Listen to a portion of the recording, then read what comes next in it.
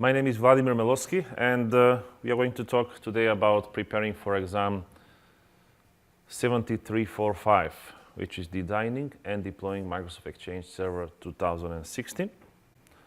So we are going to cover like the topics that you should get questions on the exam and some instructions how to prepare for them and where to find the resources for learning.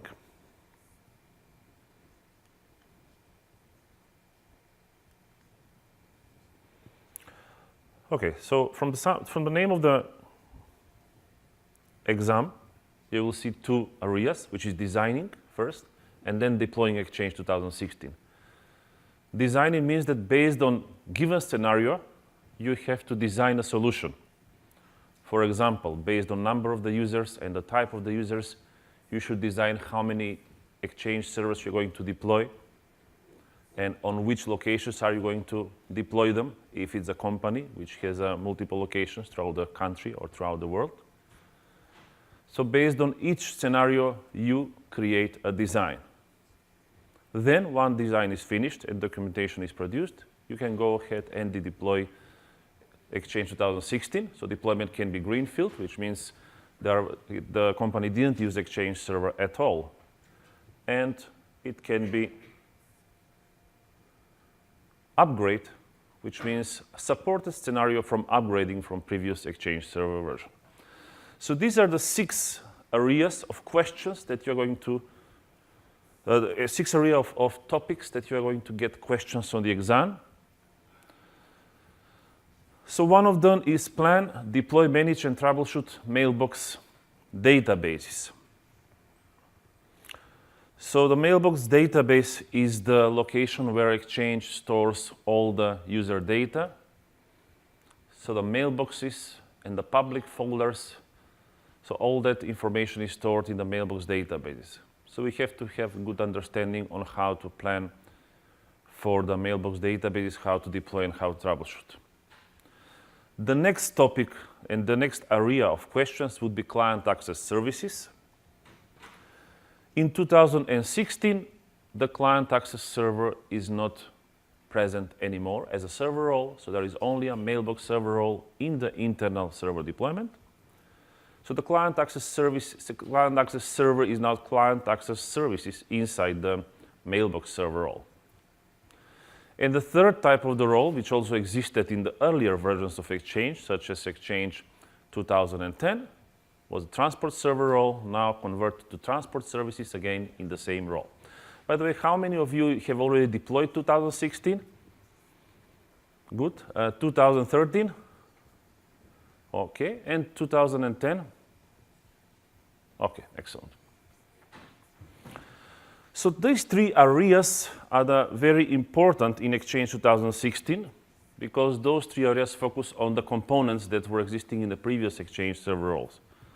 So the mailbox databases, which in 2010 were handled by the mailbox server role, client access services, which were handled in the past in 2010 from the client access server, and partially in 2013 with the client access server, and the transport services that were covered by and handled by the transport server role in 2010, by the both client access server and mailbox server in 2013, and 2016 completely the transport services are in the mailbox server role. So having all the internal services located just on one server give us a lot of more, it makes our job to do design and deploy much more easier because we don't care anymore how many client access servers do we need, how many transport servers do we need. So we just need to design a solution and scale it with the appropriate number of the mailbox servers.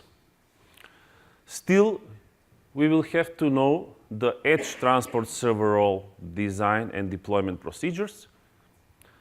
How many of you is using edge at the production?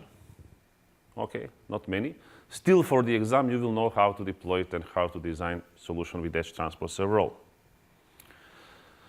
So once we configure with those, we complete these topics, the next is planning, deploying, and managing infrastructure, which means how to install, how to deploy Exchange servers, how to upgrade from the supported version, previous version of Exchange Server, how to create recipients or move the recipients, and how to configure security settings. The fifth area of questions we will have on the exam is the compliance, archiving, e-discovery, and auditing.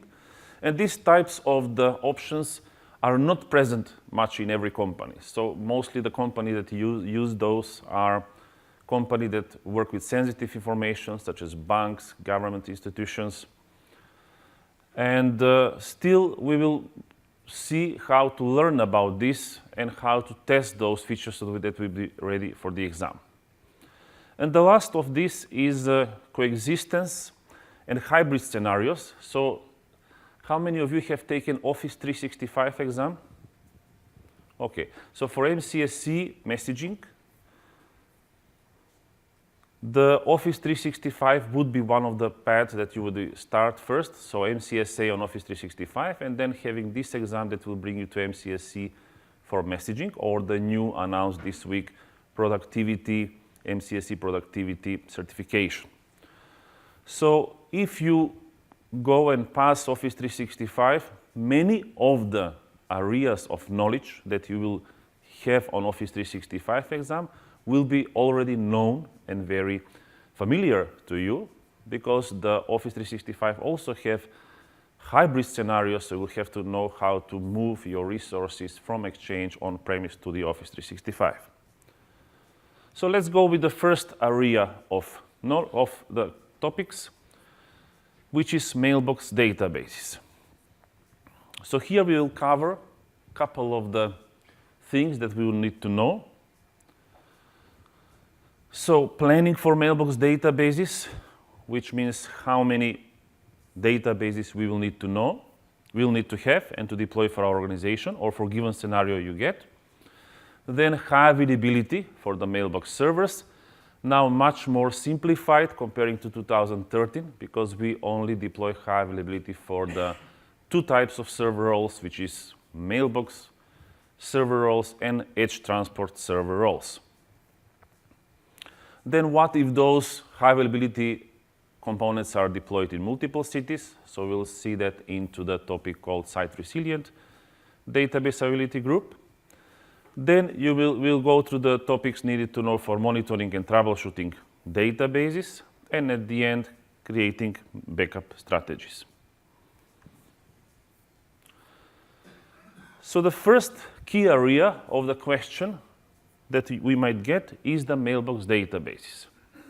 So first of all, planning for the database size and storage performance. First, we have to know the differences between the standard and enterprise edition of Exchange 2016, which means that standard is limited to 5 databases, and the enterprise up to 100 databases. Be careful if you have been working with 2010, so if you have experience with 2013, you are aware that there is no more public folder databases. So if that any question refers to creating a public folder database for deploying public folders in your organization, then that question actually, that question is the answer about creating public folder database is not correct. So public folder database doesn't exist anymore since 2013. So there is only one type of the mailbox database. Then planning for storage performance. We will see later about different storage types that are supported in Exchange 2016. One of the key tools that if you might be asked about storage performance or planning for the mailbox databases might be storage calculator. So mailbox storage calculator, how many of you have been using that tool? Okay, so this you can find a URL on the Exchange team blog, which is one of the very good resources for learning as well. So Exchange team blog announces any new information or talks about any specific topic which might be interested. And they have good topic which is called preferred architecture for Exchange 2016. I really encourage that you go on the Exchange team blog website and read the preferred architecture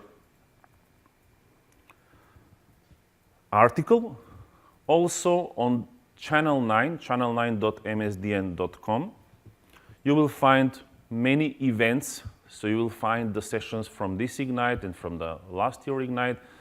One of the sessions you would like to get and get the PowerPoints from there and listen to that session is called also Exchange Preferred Architecture.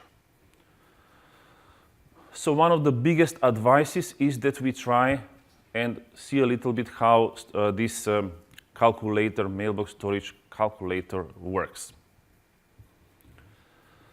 Then planning for mailbox database capacity and placement.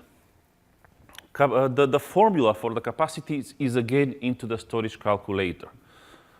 So the only thing here that you would know is that you should use storage calculator for planning the mailbox database capacity. And it is good to know how much data is stored into the mailbox database, like if you have number of the users and the average limit of the user per mailbox, and additional capacity based on the deleted item retention per each user. Now, placement of the databases. In the preferred architecture article and session, you will see that now Microsoft encourages users that they put the mailbox databases on the same logical drive. So it doesn't necessarily need it that you separate multiple databases on multiple disks if you have that kind of scenario. So the performances are optimized and increased for the databases that are stored on the same logical disk. This is under assumption that we have highly available mailbox infrastructure. So we have copies of all the databases everywhere throughout the mailbox DAG members. And the biggest performance in replication is achieved, and in the user experience is achieved by having multiple databases on the same logical volume. The archive mailboxes can be stored on the same place where the primary mailbox is, or on the different mailbox database. So this is depending on the scenario. If you have assigned some disks that have slower speed, that this can be an option that you put the archive mailboxes on the appropriate separate database. Now, public folder capacity and placement. Again, be careful, no public folder database anymore. And you have in public folders, you have primary hierarchies and secondary hierarchies. And the public folders are not read-write, like they are not multi-master anymore. They are single master only. You have to know which technologies for storage are supported. So storage area network, direct attached storage, RAID arrays, and JBOD.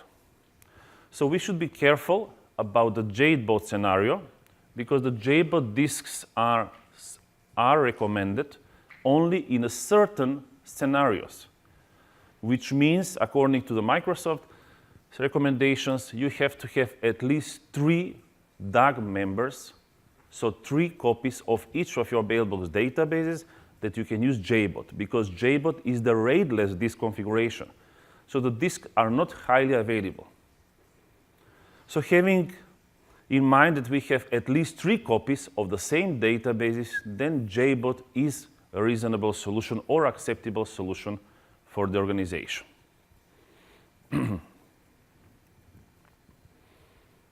So let's say if we have a question about deploying JBOD on a deployment which has only 2 DAG members, JBOD would not be acceptable at all. Also, how many of you have been reading like for logged mailbox database copies? Okay, we will talk about that a little bit later when we talk about the high availability. File systems. So by default, NTFS is the file system which is supported by all the types of data that Exchange is using. Has anyone using REFS in your organizations? Okay. So be careful, the REFS Microsoft Exchange supports putting database files and transaction log files on REFS with integrity check option disabled. So this information is also located on the preferred architecture of Microsoft. So that's why if you get any questions about which data or where to install Exchange, be careful about these NTFS and REFS limitations. Have you tried to work with auto-reseed? No? Okay. So first recommendation from me, have your own, if it's possible, have your own virtual test lab. Okay? So the virtual test lab could have like a couple of virtual machines, at least 2 Exchange servers, at least 2 domain controllers, so that you can have a little bit presentation of how a real scenario would look like. If I go back to the previous slide, you will be, in these virtual machines, you could have created different volumes, and then you can format those different volumes in different file systems formats, so that you can place the databases on those system formats. So I mentioned auto-reseed is the component that was introduced in 2013. So what this component does is actually, if you have a DAG, database availability group scenario, and let's say one of the database copies fails, so the disk fails. Without auto-reseed, what you would do is you would come the next morning realizing that one of your copies is down because the disk has failed. You will replace the disk with a new one, and you would start again replication. So you would reseed the database manually. Auto-reseed has capability to detect that disk has failed. Prior to configuring auto-reseed, you have to map a free logical drive. So you assign that drive to Exchange so that Exchange knows that it has spare drive. So let's say if in the middle of the night the disk fails, Exchange will automatically start the reseed process to this reserved new drive. So when you go at work in the morning, you will see that the disk has failed, but that the Exchange started the reseed process of the new disk automatically. So the auto-reseed process is explained on the TechNet web page of Exchange 2016. And it has the process of how it is configured. So you have to create a couple of folders, do some disk mappings, so the disk should be mapped on separate folders. So the whole procedure is explained there. And the best way to learn about it is just follow the TechNet article and just deploy auto-reseed. What I want to warn you as well, the auto-reseed takes some time. So don't be disappointed if you, let's say, you simulate the disk failure and see that nothing happens, because it has a specific procedure on which time schedules it starts. So after some amount of time, maybe you'll have to wait about 50 minutes until auto-reseed to start to work. So if you have option that you create your virtual lab, it would be great that you test this feature. Also, if you don't have ability to have virtual lab, there are TechNet virtual labs that you can try. However, having your own lab gives you the most flexibility because you can test any scenario you want. The Microsoft team have written article for the virtualization recommendations as well on their blog. One of the things you have to remember is, let's say if you use Hyper-V for virtualization, Exchange doesn't support dynamic memory. So I guess that feature in different virtualization products has maybe different name, but generally Exchange doesn't like that the memory is taking away from it and giving back to it and so on. So the memory assigned to a virtual machine where Exchange runs must be static. Okay. Of course, if you need to add memory later, you can shut down Exchange virtual machine, add memory again static, and bring up the machine again. But dynamic memory is not supported. Also, the virtual disks that are assigned to Exchange server also have to be static, which means if you use Hyper-V, no differential disks should be used. That scenario is not supported for the production.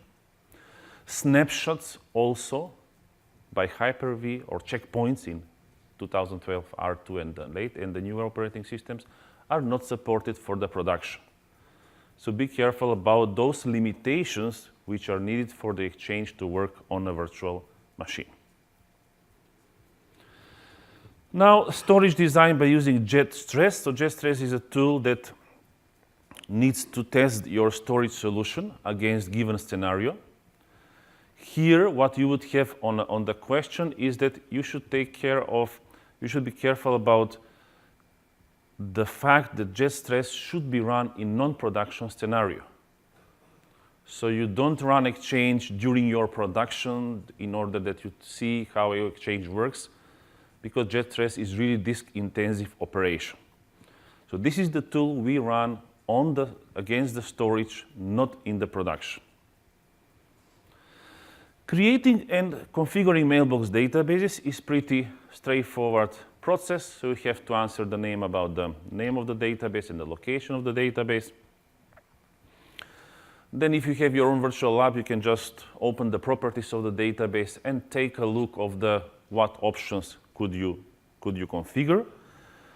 The way actually I prepare for the exam is just I open up, if this is listed in the objectives of the exam by Microsoft, I just go to this topic, and let's say for creating and configuring databases, I create a database and I see which options I can have to set.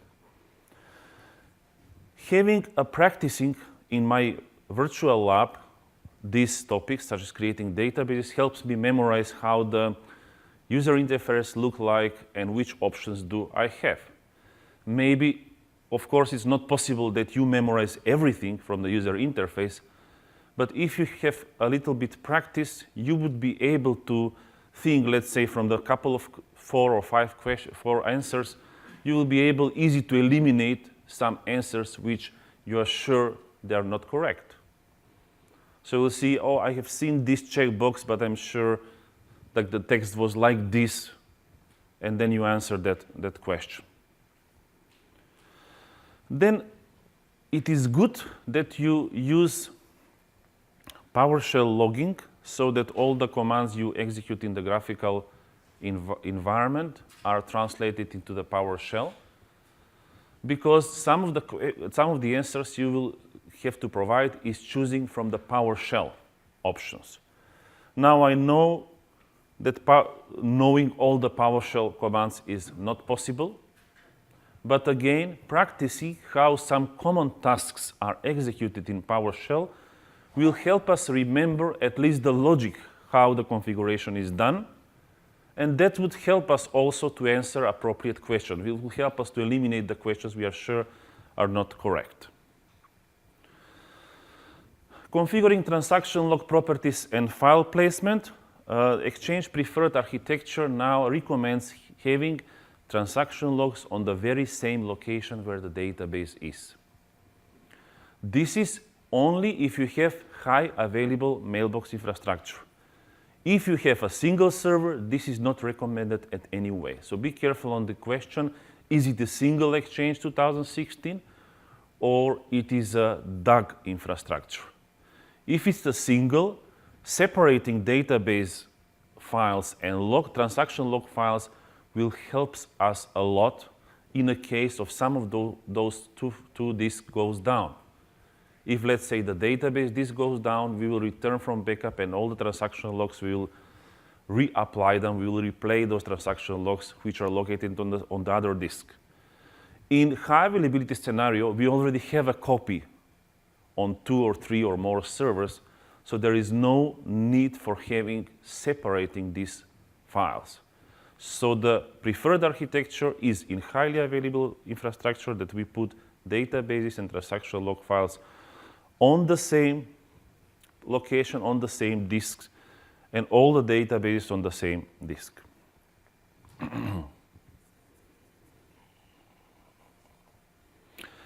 Also, if you want to move the transaction log files, same as in 2013, there is not an option that you move transaction log files with using the graphical console, so the Exchange Admin Center. You have to use PowerShell. Now we talk about high availability questions. So one of the things, even in reality, when we want to create a high availability solution, is to identify failure domains. So what is failure domain?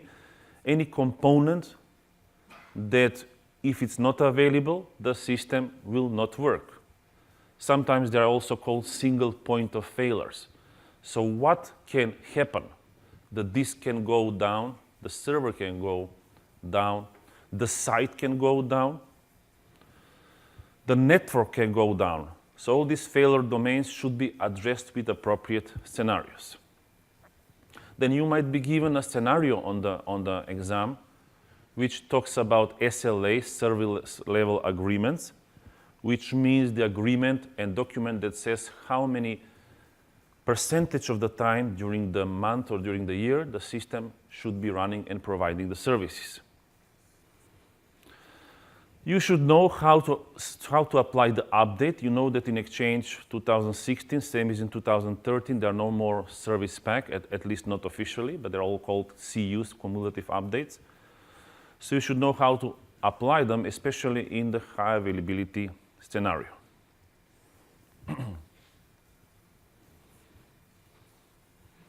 Now, how to create the high availability? We are talking now about high availability for the mailbox server databases. We will talk about high availability for the edge transport servers later. So having the lab in our virtual lab in our environment will help us a lot in order that we know how to create and configure database availability group. So we have to know the prerequisites of creating the database availability group. Then we will have to plan where the location of these DAC members are located. It is good if you know both the PowerShell way of creating the DACs.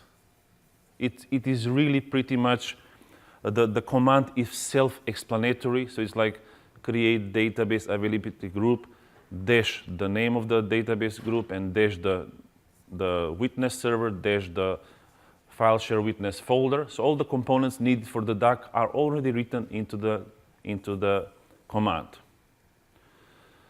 Then create and manage DAC networks. So by default, the DAC networks actually are managed and configured in 2016 automatically. And according to the preferred Microsoft Exchange architecture, we would use just one network for both replication and for the MAPI traffic. So there are two types of logical networks in the DACs. Microsoft recommends in the preferred architecture that we use just one network. Yes, and that recommendation started somewhere in the midlife of Exchange 2013. So, however, we might get question on the exam regarding configuring two networks. So one MAPI network, one replication network. So I would test that in my lab environment. So in my virtual machines, I would assign two network adapters on each machine. Also, you should be careful. Each DAC member must have exactly the same number of the network adapters. So if you decide to create a DAC which will use two network adapters per machine, each DAC member must have the same network adapters. If you choose to have just one, then you have to have just one network adapter per virtual machine. So typically, if you have two networks per DAC member, you should create two subnets. Again, it is good that you test those just in case that you know how to do it. Otherwise, for the production, for the real-life scenario, one network adapter is now what is recommended by Microsoft. Now, where to place the file share witness? File share witness, typically, You can place it on any file server in your data center. DAG member cannot have a file share witness. And the domain controller can have, but it's not quite recommended that you have the share witness on the domain controller.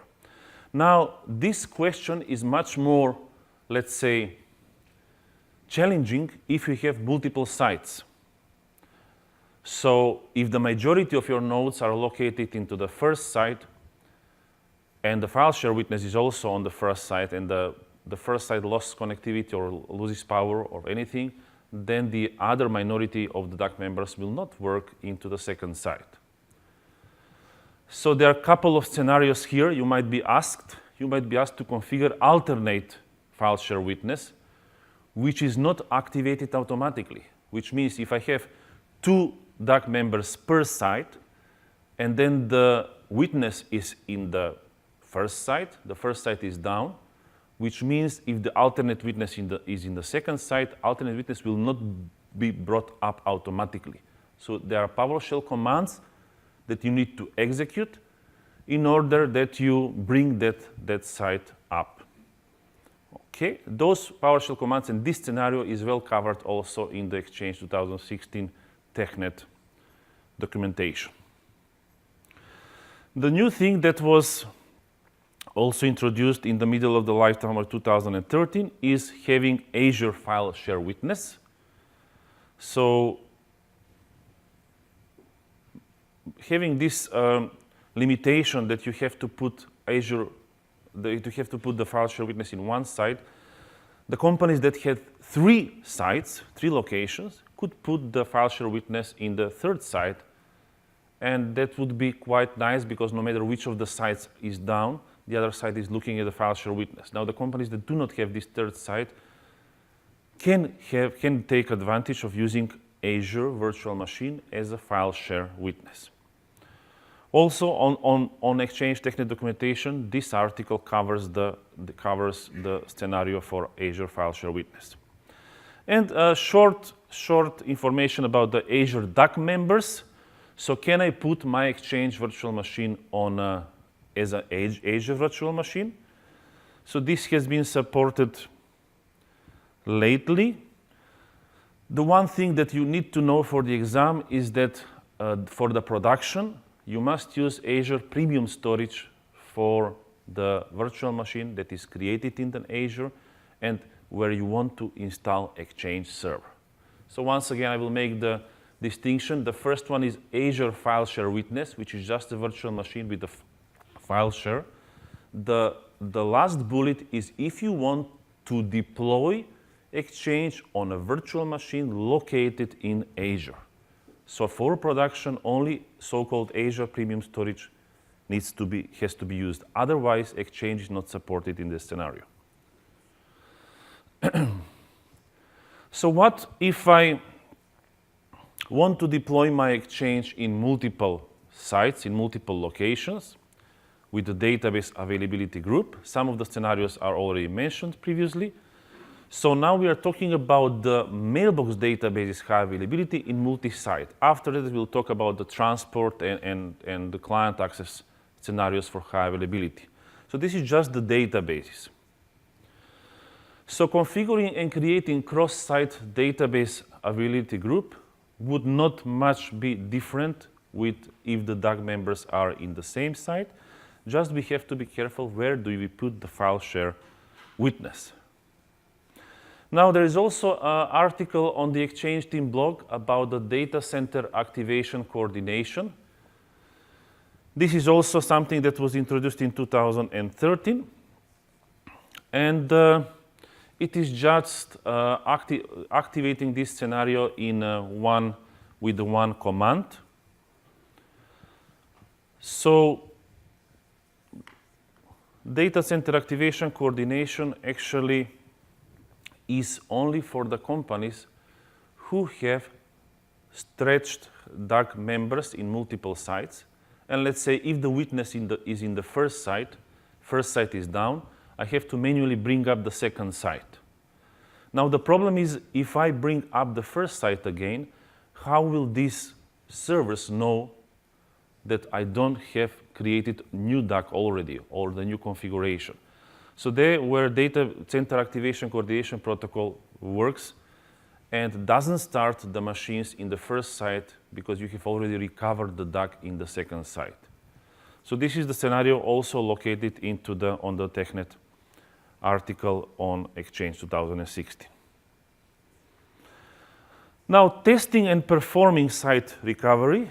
If you have a chance to have a virtual lab with 2 Exchange servers, one you configure it in a subnet in one location, the other in another location, you will be able to test this scenario, and it is good for you to see how this actually works even into the virtualized environment. So I guess you might need a machine with at least, let's say, 16 gigabytes of memory. So you would be able to have 2 Exchange servers and at least 1 domain controller. Of course, the more memory you have for the virtual machines, it is the better because you can test multiple scenarios. Now, once you create your DAC, then you would need to know a couple of PowerShell commands that do the monitoring of the replication. So how many of the transaction logs have been replicated from one to another DAC member. Some parameters also should be good to have in mind, like the number of the logs which are waiting in the queue to be replayed into the other copies of the database, or number of the logs that are waiting into queue to be replicated to another site. So all this information are also located into the DAG article or the high availability of mailbox database article on TechNet on Exchange 2016. Now, how to troubleshoot database failures? Typically, what I do is that when I create a DAC into my test environment, I try to simulate a failure. So I have 2 servers configured in the DAC, and what I do is in Hyper-V, I just disable or turn off the hard drive of the second server. In that case, I should see how Exchange would react, what will be written into the event logs, and will my Exchange server who has disks online will bring all the databases online. Then I will reassign a new disk and do the reseed of the databases. So with this simple scenario, I actually learn what actions need to be performed in a case of the disk failure. Then next I would do, in a 2-server DAG scenario, I would, let's say, turn off the server 1 and see what will happen to server 2. And then bring on server 1 again, and then again replicate the databases from the server 1 to server 2. If you configure your lab environment, you will be able to also practice about the quorum issue. So where it can be where the quorum issue can happen, in the scenario where, let's say, the majority of the DAC members are down. This is also very good to test. Let's say if we have 2 DAC members with a witness, and we shut down the first DAC member, the first member will still work because the majority is maintained, and I will also shut down the quorum, actually the witness server after that, and I will lose the quorum. So it's good to see what will happen at that situation and how to bring the majority of the servers up again. Okay, and troubleshooting data center activation. Also, when you have DAC members in the multiple sites, it is good to see when first site goes down, how to bring up the second site up in our lab. Now the backup solution. So most of us actually use different solutions for backup, like different third-party software maybe. or maybe they use System Center Data Protection Manager. However, here we have to know what happens to the database that it's backup. So we have to know, as in previous versions of Exchange, that once the database has been backed up, all the database is actually checked for consistency, and the transaction logs that are written to the database are deleted from the disk where it's located. So we have to know how backup works, and it would be good, even maybe not all of you are using Windows Server Backup as Exchange backup solution. It is good just to do some backups and restores for you to see how it works, because you might get a question about that one on the exam. Then quick information, you can check on internet what is RPO and RTO, recovery point objectives and recovery time objectives. So time needed to bring server up and time needed to bring the time that you can, the amount of data that you can recover in the case of failure. Then logged mailbox database copies, you would need to know when to implement them. So logged mailbox database copy, again, is a scenario that Microsoft is recommended if you have at least 3 members of the DAG. So logged mailbox database protects from the logical corruption. Logical corruption is the corruption that mailbox servers cannot detect, which means if you have DAG replication and logical corruption occurs, in that case, Exchange will not detect corruption and all the databases will be corrupted because the corruption will replicate together with all this data. So logged mailbox database is a database that replication has been postponed, lagged for some amount of time, and it can be up to 14 days. So we have to know how to create a lagged mailbox database copy, which is also located on a DAG member. Okay, how to recover a database using Windows Server Backup, and how to recover Exchange server is also important. You know that most of the Exchange server information is located in Active Directory, not on the Exchange itself. Of course, databases are located on the Exchange server, but the other configuration settings are located in Active Directory.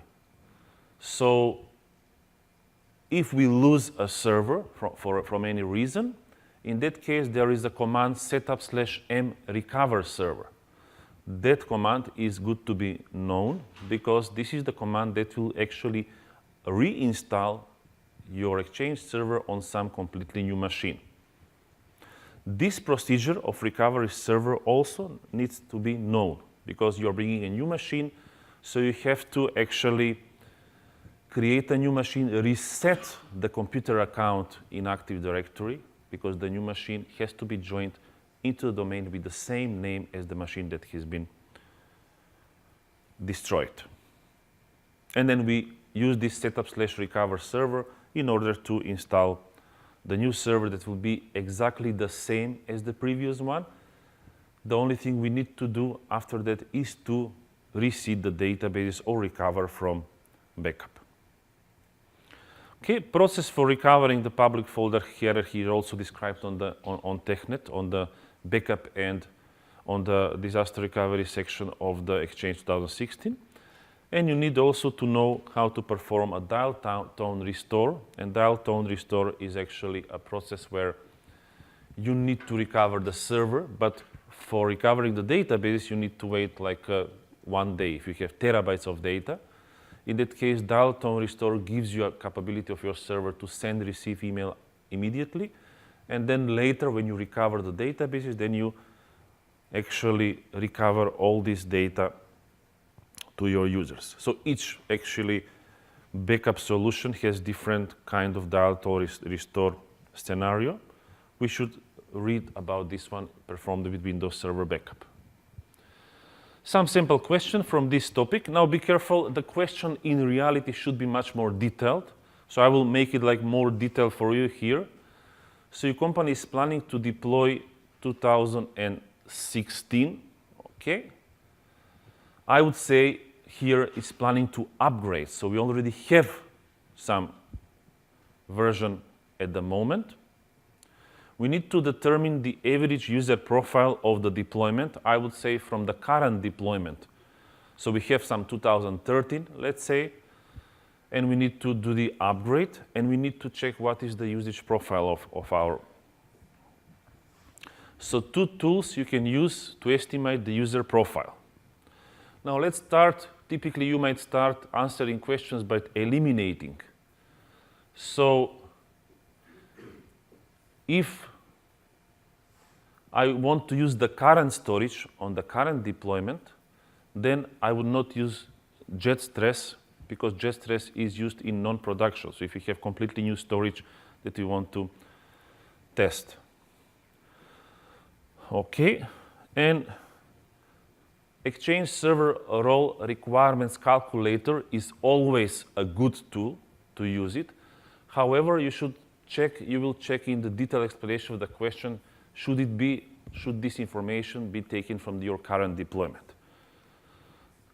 So in this case, let's say I would check on the performance monitor and the tracking logs to check how much mails are sent, received from my mail infrastructure, and how much CPU and disk utilization has my current deployment before I want to go to the new server. Now the next topic is the client access services. So deploying client access services, managing mobility, manage load balancing. Now load balancing is the high availability for client access services. With the previous topics when we were talking about database availability group, we covered the scenario of the mailbox database not being available or the mailbox server not being available. But what about, let's say, IIS goes down on a particular server? In that case, since most of the protocols for the client access is HTTPS, in that case, client access would not work, even the databases work perfectly fine. So therefore, we have to think of the solution of high availability of client access as well. And when we deploy the server in multi-site scenario, we have to also plan the namespace. So this we'll also talk about this one. So plan namespace for client connectivity, which means if I use Outlook web app, now the name of the Outlook web app is Outlook on the web. So which name do I use, such as https mail.company.com/OWA? Which namespace will be used for SMTP services, for active sync? Should I use the same name maybe for more simple deployment? Should I use multiple names for different services? Is up to us. Microsoft always recommends simplification of the solution. So we use just one name for the accessing the client access services. The next thing is planning proxy and redirection requirements, which means if I have multiple servers, will I have proxying or redirecting to different sites? So regarding the authentication, you should know which types of authentication are used for different kind of client, and how to discover different type of the connections. You can see from these connections, most of them are HTTPS, which is very, very important. So all these protocols run on HTTPS, except POP3 and IMAP4, which I don't think are used much into the real-world environments. Now, Exchange 2016 has a new, actually it's optional, but role, which is called Office Online Server. So it's a separate machine. It is not an Exchange machine. And we should know how we deployed it. Again, some virtual app is the great thing to test this, how it works. Then customizing offline address books is very easily. You can create like your offline address book and create address book policies. This is pretty much similar as in 2013. So if you have passed that exam, you already know how to configure those, and also how to configure address lists. It is good that you test to create multiple OWA policies and mobile device policies, which means different experience for different types of mobile users is available. So it's good to test in your test environment how to do it from the Exchange Admin Center and from the PowerShell.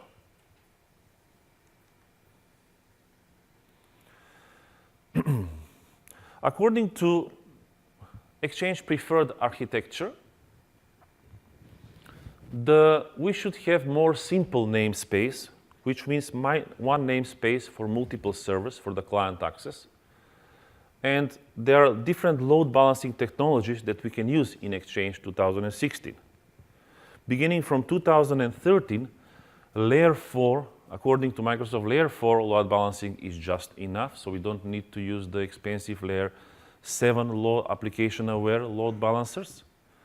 You could use them, okay, but most of the time, because it's only HTTPS traffic, and the endpoint to the clients is the IP address. In that case, Microsoft says that you can use even DNS round robin as a balancing solution. So you type name of your client access services, such as mail.company.com, and that name has multiple IP addresses where each IP address is assigned to a different mailbox server. So DNS round robin is acceptable solution, and Layer 4 load balancer is also acceptable solution. Okay? Of course, Layer 7 is supported as well, but not required, not needed at any cost. Now we must be careful if you get any question about Windows NLB as an NLB solution. So that is not possible to be deployed on Exchange servers. Why? Because if you have a DAG, DAG is using the failover clustering services. And NLB services cannot be installed on the same machine where the failover clustering services run. It was possible in 2013, where you had option to separate CAS, client access, and mailbox servers. And now you cannot use Windows NLB if you want client access server balancing. So it has to be DNS round robin or some hardware or virtual load balancer as a separate device. Yes? So in the example, if they ask about preferred architecture, load balancing design, which one would that be? Layer 7 or Layer 4? Yes, so the question is if we would be asked about what should we choose, Layer 4 or Layer 7, I would check about the scenario, but most probably it will be the Layer 4. Because the preferred architecture is Layer 4. What Ross said yesterday was Layer 7, non-affinity. Sorry? Ross said it's Layer 7, non-affinity. In yesterday, Okay. discussion. Okay. About the preferred architecture. Yes, yes. Diagram at level 7 because level 7 was the preferred architecture with connectivity. Okay. Mm-hmm. It depends what you are going to be. If it's that the question on the exam, then it would be fine. Or maybe they have updated something. Yeah. Okay. Then plan site resilient namespaces. Here also you have according to the preferred architecture, there are two types of site names models, which is bound or unbound. Bound means that if you have multiple cities, that you can be located, you are located to your closest department, closest data center. And the unbound means that no matter where you connect from, you are connected, so the namespace doesn't reflect that location. Having multiple namespaces adds the complexity and adds the cost of management as well. Now, certificate requirements are also important. You have to know what names must be into the certificate. So one of the names on the certificate that needs to be added is auto discover. If in the question you need to configure the auto discover, so you will have what features do you need in that scenario and what names should you put. So you will have to know which names. Yes. Are wildcard certs? Sorry. Are wildcard Yes, it is supported as well. Yeah, so depending on the question, you will use appropriate certificate. This is some example also. What is the commands? So I will make this question much more clear. On the exam, you will have it much more clear, which would say each, like from these answers, choose each of them represents correct solution. Okay? Because we need to answer now each of these, choose the questions which are correct. Okay? And this is the correct path of the endpoint of the Office online server. So the first one is configuring, assigning OOS on appropriate server called MBX. The second one is configuring the OOS for all the servers in the organization. Then we go for the transport services. So how to configure transport services? The transport services now run of the mailbox server again. Be careful, here we have to put into the scenario Edge server as well if you don't use it, even if you don't use it. So be careful, Edge server is typically, as in previous versions, is typically a workgroup machine because it's located in perimeter network. And you need to know the procedure of deploying Edge server. So installing Edge server, then exporting that XML file, copying back, and then deploying the solution and starting the Edge synchronization. So this PowerShell command about start Edge synchronization, you should also know about them. Now also the thing that you have to know is, I don't think I have them here, it's the connectors. So by default there are 5 receive connectors configured on Exchange 2016. You can easily check them by just logging on to the console, and you will see them listed into the mail flow component of the Exchange Admin Center. Check which connector which is using which port. So let's say one of the connector is the client connector that is used only for POP3 and IMAP 4 clients, which, like say, many companies might not use it, which is listening on port 587.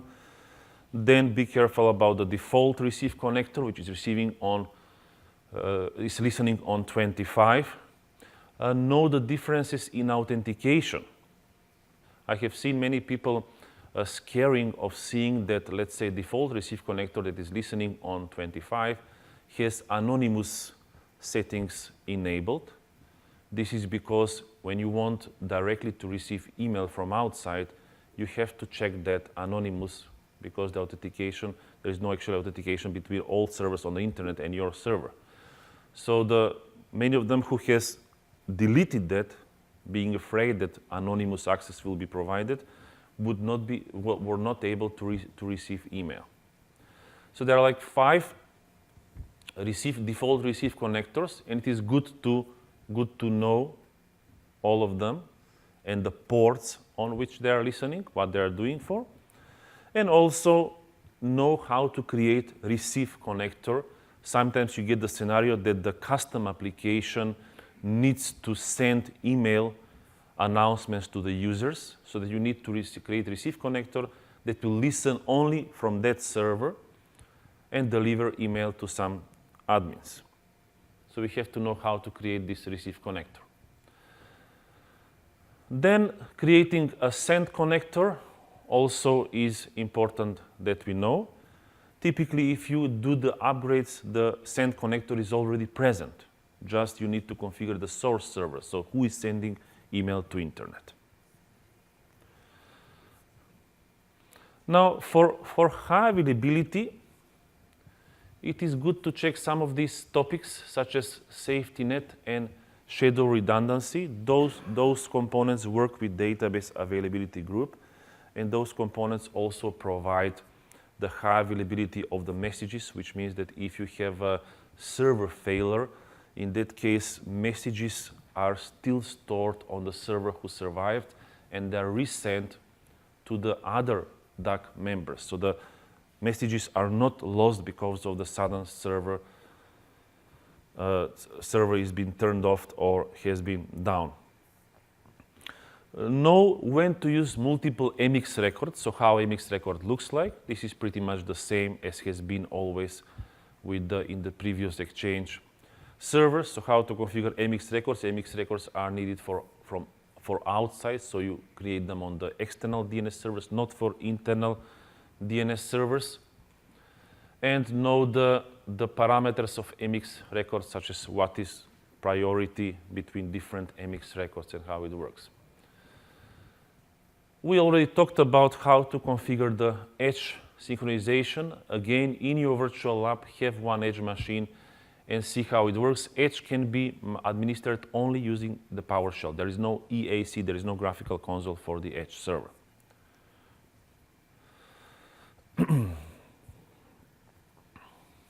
Now, each of these protocols and connectors have their own logs. Be sure that you check those logs, so send a couple of emails between your test users, open the logs and see how they look like. Of course, you'll see a lot of information in there, but just try to figure out the logic between the email which is sent and received. Then shut down one server, try to send email and see the logs and the error logs into the SMTP.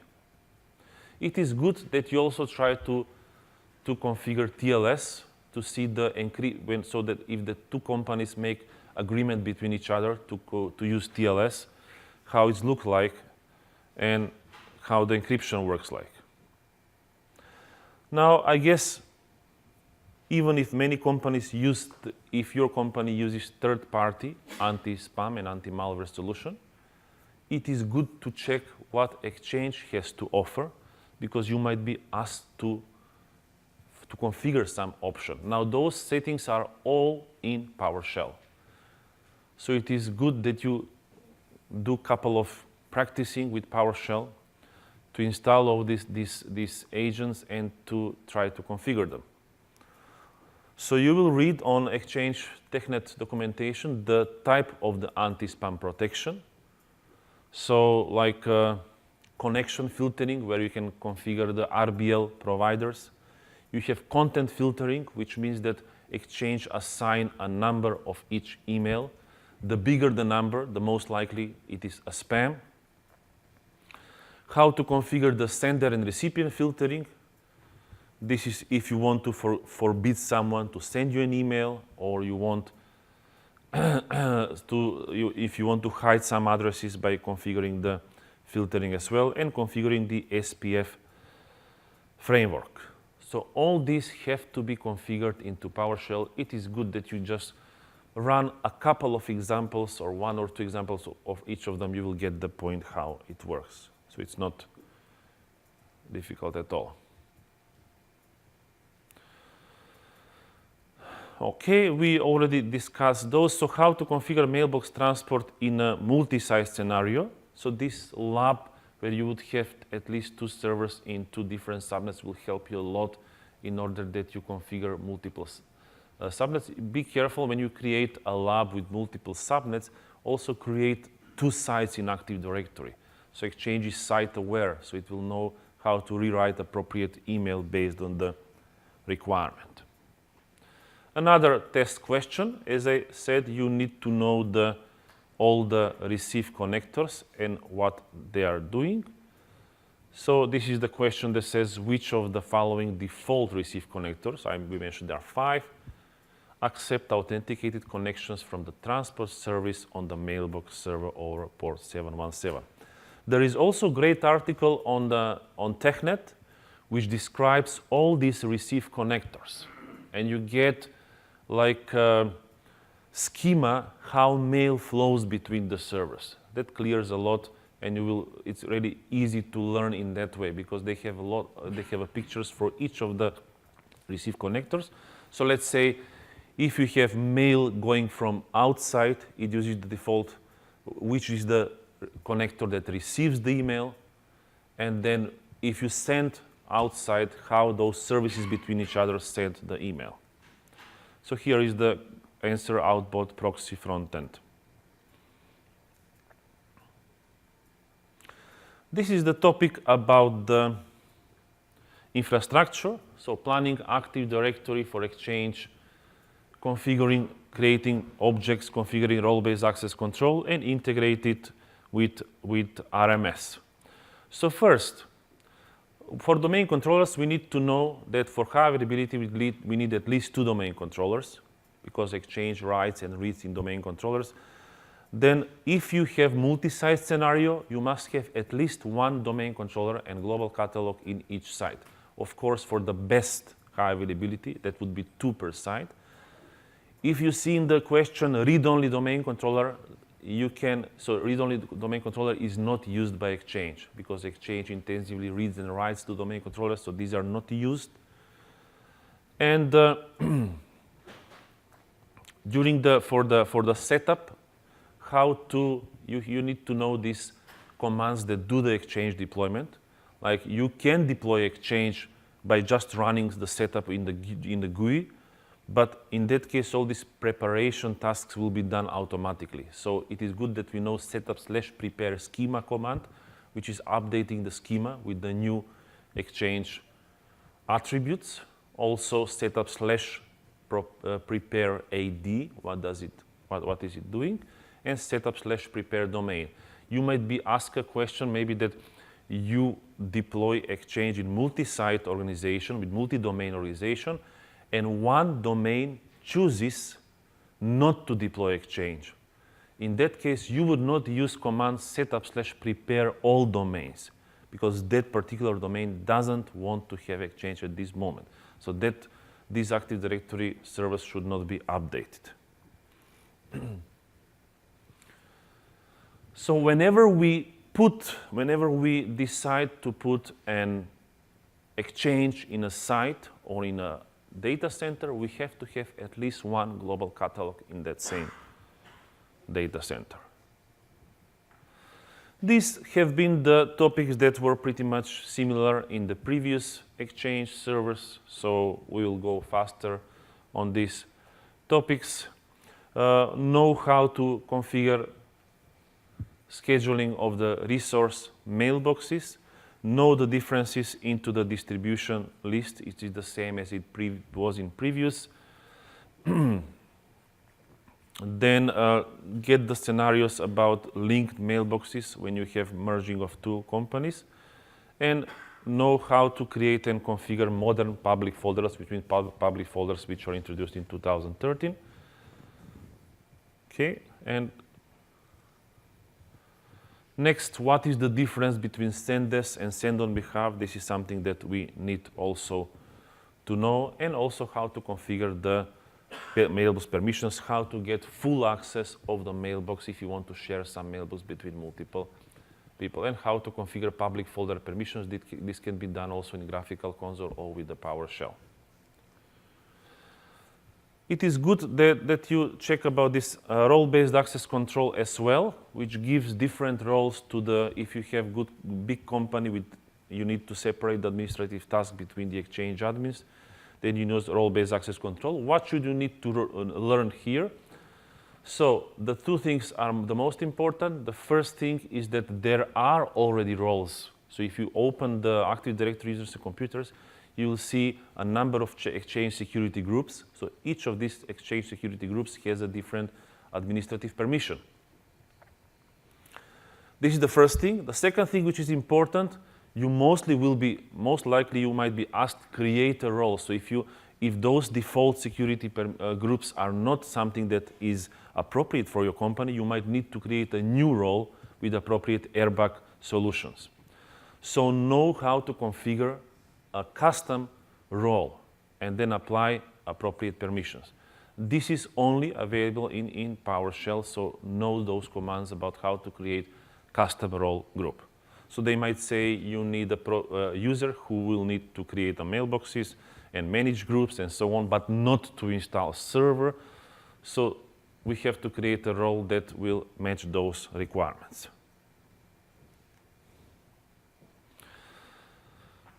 This is a topic that covers the security of the disk drives. So I guess if you have been working in IT for a while, you already know what BitLocker is and in which scenarios. If you want to encrypt the disk drive, then we use BitLocker for the Exchange servers. And if we want our users to be able to encrypt or digitally sign messages, they should use S/MIME. Now, this might be a little bit challenging for learning, this RMS in Exchange. Why? Because Exchange provide rules. Exchange provide rules for the RMS. Let's say if you want to stamp some documents, and then you want those documents to be protected, then Exchange can use the RMS to automatically detect those documents and create. Now, configuring and administering RMS is something totally different. So you have to deploy RMS in Windows Server and so on. So I would check here for maybe for some examples only, because they will not be like questions configure RMS in Windows or something. But you have to know to use the templates, appropriate RMS templates that are already created into the Exchange.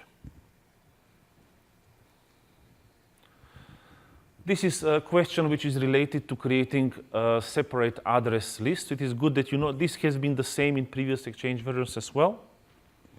So this question is about you want to create a custom SMTP email address that includes three characters of the username and first characters of the last name. So G is the given name, and S is the surname. So first name, last name is G and S. So this is if you want to customize your email addresses. Then DLP has been also introduced in 2013. So let's get a couple of information about the DLP. It has predefined templates on protecting some sensitive information. So let's say if you configure some DLP to recognize the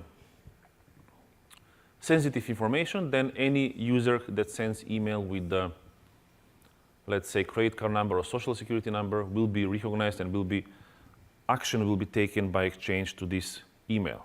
So it is good that you try a couple of those policies to see how it works.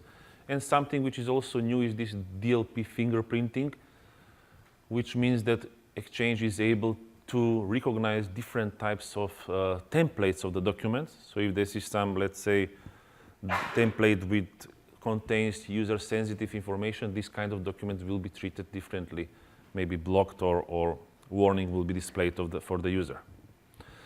Also, some settings that also have been available in 2013, such as retention tags and retention policies. So we tag the email based on some criteria, and then based on those tags, the policy will archive or delete email. This might be also useful for the emails that needs to be deleted after many years, so after some amount of time. Know how to create the archive and how to configure the archiving with Office 365 as well. So here for the e-discovery, it is good to use the Exchange Admin Center to know how to search the emails based on some criteria. Let's say if some emails have been sent, couple of emails between the users, test users, include some keyword and try to search for that keyword. Be careful, you have to have appropriate permissions, so administrator cannot do that. So on the question, if you'll be asked to perform the search, you have to add yourself or the user who will perform the search in appropriate security group. Configuring mail tips. Mail tips have been around since 2010, so test a couple of way of configuring mail tips. Mail tips can be configured in EAC, and organizational level mail tips are configured into the PowerShell. Okay, and audit logging, mailbox audit logging, and administrative audit logging also should be tested in order to check it. So this is when some administrator access some other mailbox or performs some security sensitive information. The information will be logged into the event log. It is good, it is easy that you check this option as well. It's just with a couple of clicks. Okay, administrator can apply retention settings to items and folders in the user mailbox. What is the purpose of applying retention settings? So you will eliminate the one that is some of them which are not like this one cached on client computer or tagged to the disk, and you will get an appropriate answer. Okay, and this is the part of the exam that should be known to you if you go to the MCSA Office 365 track. So how to plan hybrid configuration. In this case, I would advise that you enable your virtual lab to have access to internet and that you create a test Office 365 tenant. So by using those tenants, you can try to configure the relationship between your Office 365 and you will try some migration scenarios as well. Okay, and you will have to know appropriate when doing coexistence between Exchange servers in different locations and with hybrid scenarios. You also need to know which servers are supported for migration. So it's 2010 and 2013. And you need to plan the mail flow requirements and what are the steps for mailbox migration from 2010 and 2013.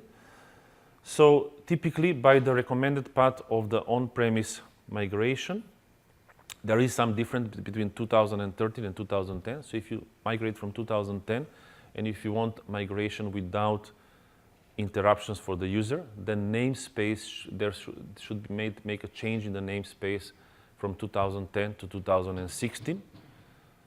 Because 2010, when you move mailbox from 2010 to 2016, the client access must be on the 2016. When you migrate or upgrade from 2013 to 2016, then there is no difference where the client access, the clients connect, no matter where their mailbox is. So the namespace should be reconfigured in 2010 to 2016 upgrades, not necessarily in 2013 and 2016. Now, also there is one article on TechNet which talks about the migrating of the public folders from 2010 to 2016. It's not pretty like small, but you should get the logic how it works, and it is good that you read it a couple of times in order that you are familiar how to migrate the public folders. Typically, there is some procedure because which is in 2010 the public folders were located into a database, so we need to run a couple of scripts in order to do that migration. And this is some question regarding how to do the federation between the two different companies. Okay, so this might be a little bit more challenging lab. You need to create two separate forests and two separate Exchange deployments in order that you configure the trust between the two companies and do the migration. Okay, there was pretty much plenty of content here, so let's go quick overview about the books. There is a book for the latest 2016 exam, designing the exam reference 7345. And I think they have it here into the Microsoft bookstore. So this can be used as a reference this is a good reference for preparing for the exam. I always recommend having the lab that I was mentioning all the time. Then the online courses on MVA are also available which is good that they can be available all the time and they're like free. Also one of the best ways that you prepare for the exam to attend those two classes. So there is only one exam for Exchange 2016. And there are two trainings. The first one is administering Exchange 2016, and the second one is designing and deploying Exchange 2016. Why are these? I know they're, like it says, in expensive and time-consuming, but you have for each of these topics, you have a detailed lab, and you have an instructor who also teaches you and discusses with you, and you can really try multiple scenarios, and all these objectives are covered. And in the classroom next across this one, there is a measure up test. You can take a look later. So there is a measure up test on Exchange 2016, and this measure up test helps you to see, to check your current, let's say, knowledge, that you check the questions that you might get. So it is not, if you are not much familiar with the product, then this cannot prepare you for the exam. This is just if you already have learned and tested and so on. So this is just a quick check how much of the topics you know. And the TechNet labs also can be available, that you can try different types of scenario. As I said, the best is if you have your own labs, because you can customize everything, any scenario you want, and you can really do a lot of different kind of testing. Okay, if you have any questions, feel free to ask. I think I have ran a little bit out of time. And please complete the evaluations after this one. It's really important to us. Thank you.